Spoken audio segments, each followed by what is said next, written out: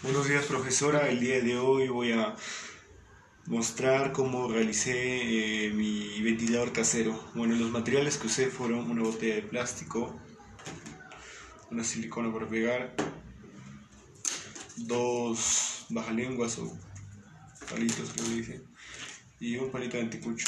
También usé una cuerda.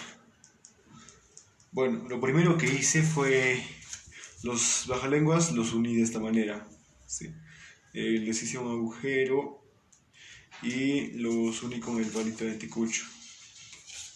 Bueno, después de eso, en la botella hice varios agujeros, uno acá y uno en el final de la superficie.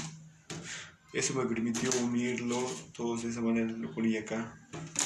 Aseguré bien todo, lo pegué bien y al final usé la cuerda y lo conecté.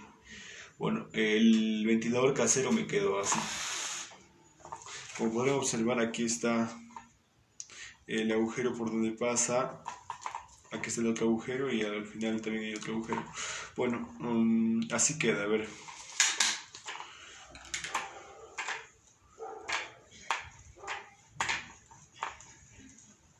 Ahí está.